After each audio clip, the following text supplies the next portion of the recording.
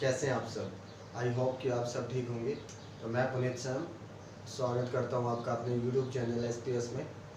तो आज मैं आपके लिए लेकर आया हूं +1 क्लास से ट्रिग्नोमेट्रिक फंक्शन का नया लेक्चर।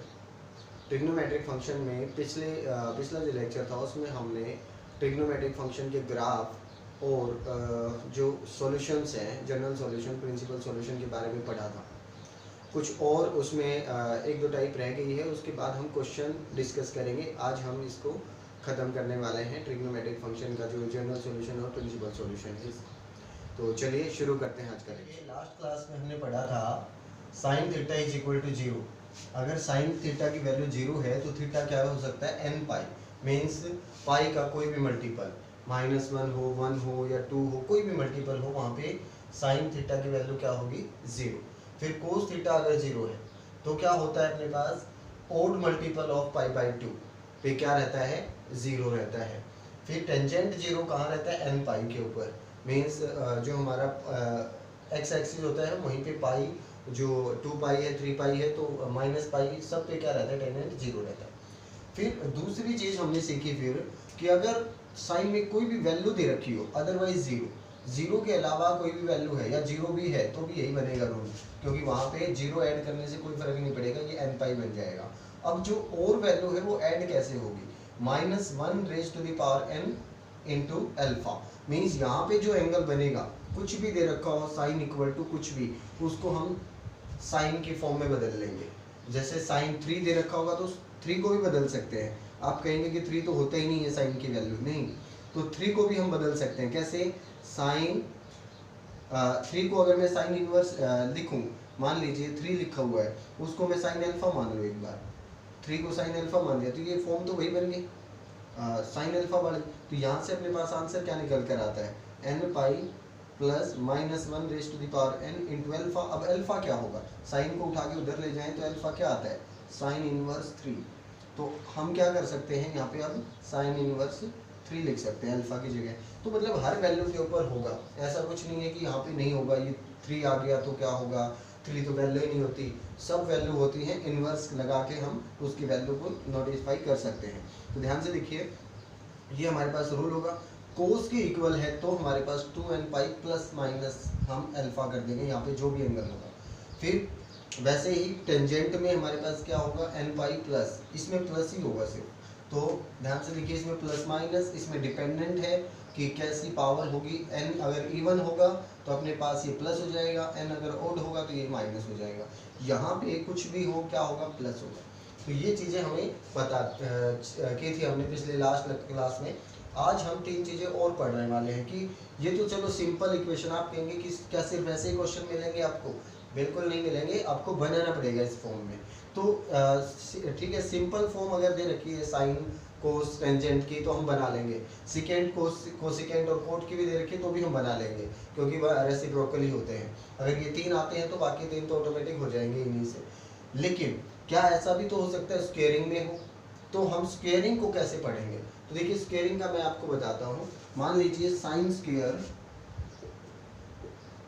थीटा किसके इक्वल दे दिया जाए, साइन स्क्वेयर अल्फा के इक्वल। मीन्स यहाँ का जो एंगल है वो वैल्यू दी हुई है और ये मुझे निकालना है, तो थीटा किसके इक्वल होगा। ध्यान से देखिए, फॉर्मूला जो होता है अपने पास, साइन थीटा जो स्क्वेयरिंग है वो किसके इक्वल होगा। यहाँ पे फॉर्मूला होता है अपने पास, साइन स्क्वेयर थीटा का फॉर्मूला होता है, क्या होता है, जैसे 1 माइनस कोस 2 थीटा किसके इक्वल होता था, 2 साइन स्क्वेयर थीटा के इक्वल होता था। तो मैं इस 2 को अगर उठा के इधर ले आऊँ तो साइन स्क्वेयर थीटा का फॉर्मूला क्या रहेगा, 1 माइनस कोस 2 थीटा अपॉन 2, इधर क्या रहेगा 1 minus cos 2 alpha by 2। Mean same formula, 2 से 2 कैंसिल, 1 से 1 कैंसिल, माइनस से माइनस कैंसिल, तो क्या बचा, cos 2 theta is equal to cos 2 alpha. अब कोस का तो हमें अच्छे से पता है, अगर कोस इक्वल आते हैं तो क्या रूल बनता है अपने पास, यहाँ का जो एंगल होता है मीन्स 2 थीटा किसके इक्वल होता है, 2n pi plus minus alpha, alpha की जगह 2 अल्फा है। तो ध्यान से देखिए, ये फॉर्मूला बन जाएगा। 2 अगर हम दोनों में से कॉमन निकाल लें तो अपने पास फॉर्मूला क्या बचता है, ध्यान से देखिए, 2 से 2 कैंसिल, थीटा का, क्योंकि हमें क्वेश्चन में किस में आया था, थीटा में, 2 थीटा तो हमने कैलकुलेशन किया तब आया है, तो मुझे थीटा की वैल्यू चाहिए। थीटा की वैल्यू क्या बनेगी, n pi plus minus alpha. तो ये हमारे पास जनरल सॉल्यूशन आ जाता है कब, जब साइन स्क्वेयरिंग में हो।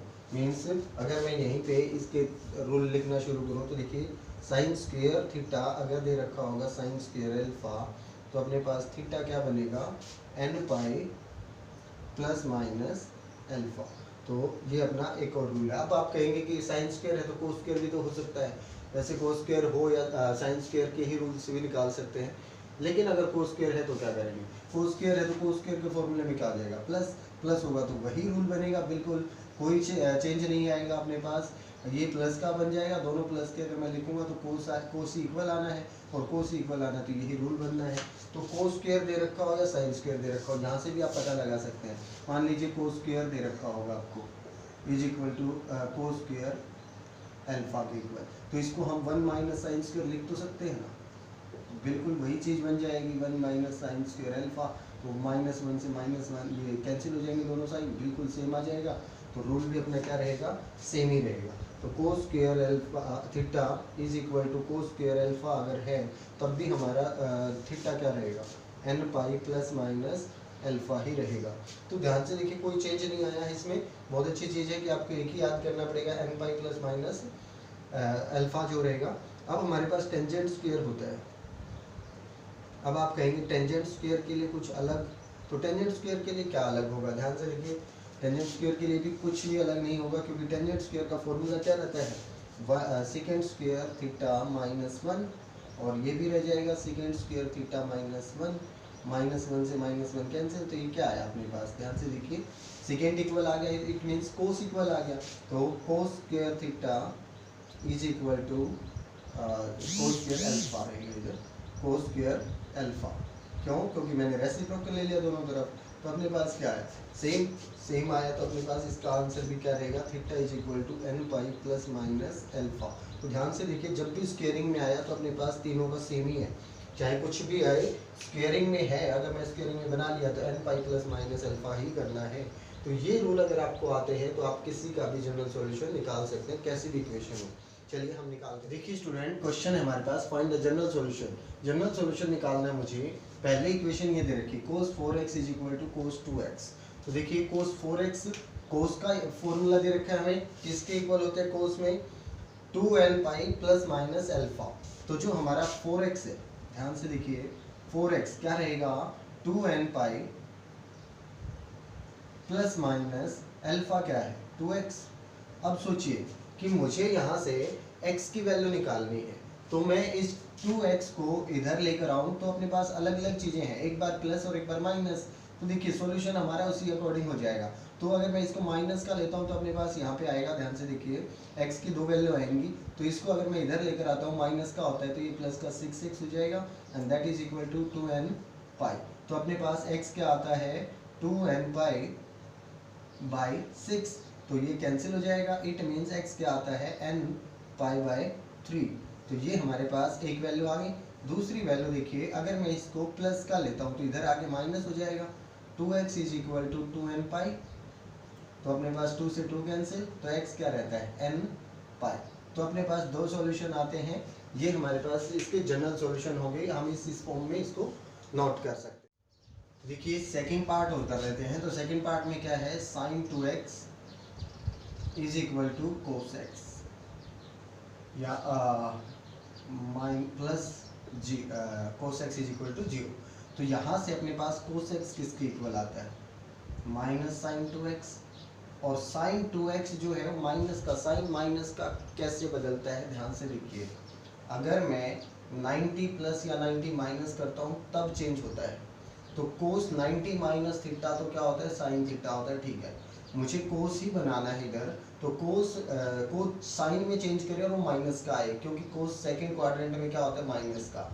तो मुझे चेंज करना पड़ेगा, तो कैसे, ध्यान से देखिए, कोस 90 प्लस थीटा लिखें तो अपने पास क्या बनता है, साइन थीटा माइनस का। क्यों, क्योंकि कोस सेकंड क्वाड्रेंट में कैसा रहता है, माइनस का। तो देखिए इसी को तो बदलना है, तो किस में बदलेगा, कोस 90 प्लस में। तो इसको मैं लिख सकता हूँ cos x is equal to cos pi by 2 plus 2x, ये बनेगा। अब कोस का तो हमें पता है क्या होता है, कोस का फॉर्मेट हमें पता है, मीन्स ये x किसके इक्वल आना चाहिए 2n pi plus minus pi by 2 plus 2x। देखिए 2n pi plus minus alpha की जगह पे जो भी है वो रख दिया मैंने। अब यहाँ से देखिए एक बार इसको प्लस लेंगे और एक बार माइनस, तो दो केस बन जाते हैं। जब मैं इसको प्लस लेता हूँ तो x किसके इक्वल आता है 2n पाई, प्लस लेंगे तो plus pi by 2 plus 2x इधर आएगा तो माइनस का x बचेगा क्योंकि 2x माइनस का हो जाएगा। तो इस साइड क्या बचेगा 2n pi plus pi by 2। अब देखिए माइनस को अगर इधर रख दूँ मैं तो ये दोनों माइनस के हो जाएंगे।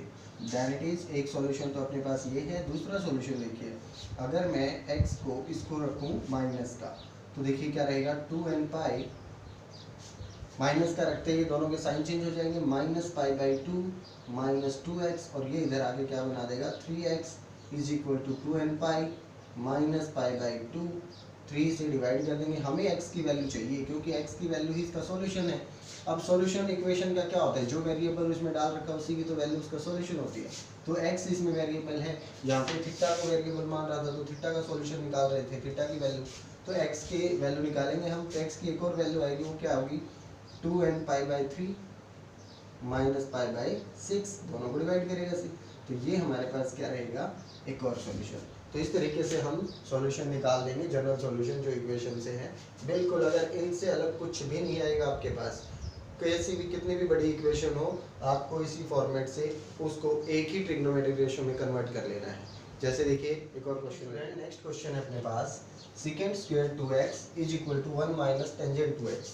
अब आप कहेंगे कि इसको कैसे बदलें हम उसी फॉर्म में, तो देखिए बदल के दिखाते हैं। आप क्या करें, सेकेंड स्क्वायर का फॉर्मूला आपके पास है 1 प्लस टेंजेंट स्क्वायर थीटा होता है, मीन्स इसको थीटा में नहीं, यहाँ पे 2x लिखा हुआ है तो 2x में बदल देंगे, is equal to 1 minus tangent 2x। अब देखिए 1 से 1 कैंसिल, दोनों प्लस के हैं। अब ध्यान से देखिए टेंजेंट की फॉर्म आ गई, लेकिन एक साइड स्क्वायर है और एक साइड माइनस का सिंपल है, मतलब लीनियर फॉर्म में है। तो इसको अगर उठा के इधर ले आए तो tangent square 2x plus tangent 2x is equal to 0। यहाँ से अपने पास कॉमन आता है टेंजेंट 2x, तो क्या रहेगा अपने पास tangent 2x plus 1 is equal to 0।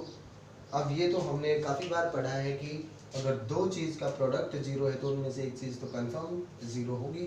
तो टेंजेंट 2x क्या रहेगा 0, और 0 के लिए तो हमें पता है क्या सॉल्यूशन होता है, theta is equal to n pi होता है। तो x की वैल्यू क्या हो जाएगी n पाई बाई 2, इस 2 को हम डिवाइड में कर देंगे।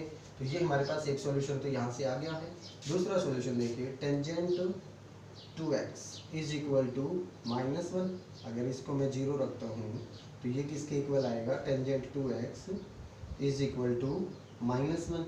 और -1 टेंजेंट कहाँ होता है, मीन्स टेंजेंट कहाँ अपने पास -1 होता है, सेकंड क्वाड्रेंट में। अगर इसको मैं लिखूँ टेंजेंट 45 पाई बाई 4, तो ध्यान से देखिए टेंजेंट अपने पास कहाँ माइनस का होता है। अब आप कहेंगे यहाँ भी होता है जो अपना थर्ड क्वाड्रेंट है, और यहाँ भी होता है, लेकिन हमें कौन सा लेना है कि ये जो डोमेन होती है वो लेनी है हमें इसकी। तो हमें माइनस का एंगल ले लेना है, कोई दिक्कत नहीं होगी, माइनस का एंगल लेंगे तो भी, और ये एंगल ले लेंगे तो भी कोई दिक्कत नहीं होगी। तो ध्यान से देखिए टेंजेंट माइनस थीटा किसके इक्वल होता है, माइनस टेंजेंट थीटा के। तो इस एंगल को, इस माइनस को हम अंदर ले जाके लिख, तो टेंजेंट 2x किसके इक्वल आ जाएगा, टेंजेंट माइनस पाई बाई 4 के इक्वल आ जाएगा। तो अब देखिए टेंजेंट की फॉर्म तो हमें पता है क्या होती है कि जो भी एंगल दे रखा है वो किस में होना चाहिए, n पाई प्लस अल्फा। तो हम कर देंगे 2x is equal to n pi, अब प्लस अल्फा करेंगे, लेकिन ये है किसमें, पाई बाई 4 में, तो ये हो जाएगा माइनस पाई बाई 4, और 2 से अगर मैं इसको डिवाइड करूँ तो क्या आएगा x n pi by 2 minus pi by 8। तो ये हमारे पास इसका जनरल सॉल्यूशन होगा। तो कोई भी इक्वेशन हो, कैसी भी हो, हमें क्या करना है, उसको किसी एक ट्रिग्नोमेट्रिक रेशियो में बदल के या उसके फैक्टर बना के अलग अलग उसका सॉल्यूशन कर देंगे तो हमारे पास जनरल सॉल्यूशन होता ही है। मैंने पहले जो बेसिक अगर आपको करवाया है वो वीडियो अगर आपने देखी अच्छे से तो ये तो कुछ भी नहीं होगा, कोई भी इक्वेशन आए जनरल सॉल्यूशन आप उसका आराम से निकाल देंगे। चलिए एक और क्वेश्चन करते हैं जो एनसीईआरटी में है, आपको प्रैक्टिस करनी है इसके एग्जाम्पल्स वगैरह की और पूरे क्वेश्चन करने हैं। देखिए स्टूडेंट, ये क्वेश्चन है हमारे पास। हमको पता है कि sine C plus sine D का फॉर्मूला अच्छे से पता है, तो sine C plus sine D का अगर मैं फॉर्मूला लगाऊं, आप कहेंगे कि इसमें और इसमें ही क्यों, इन दोनों में क्यों नहीं। आप इन दोनों में लगाएंगे तो क्वेश्चन थोड़ा सा लेंथी हो जाएगा और कुछ नहीं, लेकिन ध्यान से देखिए इन दोनों को अगर मैं जोड़ूं तो कितना बनता है 6, और हमारे पास फॉर्मूले में क्या होता है सी प्लस डी बाई 2। तो अगर मैं इन दोनों को जोड़ के 2 से डिवाइड करूँ, 5 + 1 6 बाई 2 3, तो 3 आ रहा है। इट मीन्स एक चीज़ तो कॉमन बन रही है, तो मैं इन दोनों में फॉर्मूला लगा देता हूँ, इसको रखता हूँ अलग से। तो देखिए साइन 3x प्लस फॉर्मूला क्या होता है 2 sine C plus sine D का 2 sine A plus C plus D by 2, तो sine C plus D by 2 6 by 2 3x हो जाएगा। अभी हमने बना के देखा, माइनस करेंगे तो 4x और फिर डिवाइड बाई 2 क्या रहेगा कोस, ध्यान से देखिए 5 - 1 4, 4 बाई 2 2, तो ये हमारे पास रहेगा 2x। तो देखिए यहाँ से कॉमन क्या आता है साइन 3x और अंदर क्या बचता है 1 + 2 cos 2x is equal to 0। अब दो चीज़ों का प्रोडक्ट अगर 0 है तो या तो ये 0 है या फिर ये 0 है, तो पहले मैं बारी बारी से साइन 3x को 0 रखता हूँ। साइन 3x अगर 0 है तो इसका तो हमें फॉर्मेट पता है, कहाँ पे होता है n पाई, तो 3x is equal to n pi होगा, और x क्या रहेगा अपने पास n पाई बाय 3। तो जनरल सॉल्यूशन एक तो ये आ गया हमारे पास। अब दूसरा देखिए, दूसरे के लिए हमें दूसरी इक्वेशन, अगर मैं इसको 0 रखता हूँ, ध्यान से देखिए 1 + 2 cos 2x को अगर मैंने 0 रखा तो यहाँ से cos 2x की वैल्यू क्या आती है -1/2।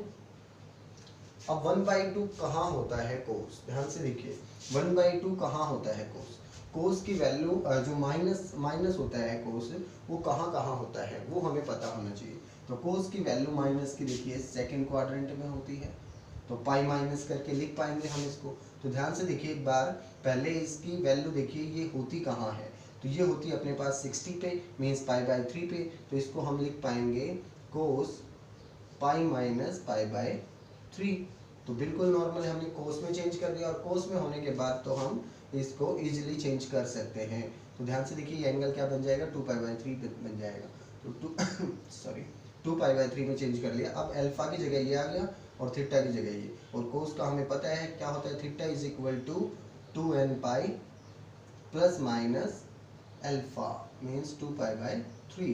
तो एक बार इसको प्लस का लेने की भी जरूरत नहीं, x निकालना है तो x 2 इधर ले जाओ, 2 डिवाइड में हो जाएगा तो x की वैल्यू आ जाएगी 2 कॉमन आ रहा है, 2 कॉमन आ रहा है तो उसको कैंसिल आउट कर दो, तो x की अपने पास वैल्यू आई n पाई प्लस माइनस π/3। तो ये हमारे पास जनरल सॉल्यूशन होगा। कोई भी इक्वेशन हो कैसी भी हो, आपको सोल्व करके उसको 2 फैक्टर 3 फैक्टर कितने भी फैक्टर बनते हैं उनमें कन्वर्ट करो एंड देन 1 बाय 1 सबका जनरल सॉल्यूशन निकालो। आपने जो बेसिक किया है उसके बाद ये कुछ भी नहीं होगा अगर आपने उसको अच्छे से समझ लिया है तो आई होप कि आपको समझ में आया। तो पूरी एक्सरसाइज इसकी करेंगे, जनरल सॉल्यूशन के क्वेश्चन जहाँ पे भी मिले, किसी भी टाइप की बुक हो उठाओ, उससे क्वेश्चन करो। कोई प्रॉब्लम आती है तो अपने पास ग्रुप है वहाँ शेयर करो, उसका सॉल्यूशन जरूर मिलेगा।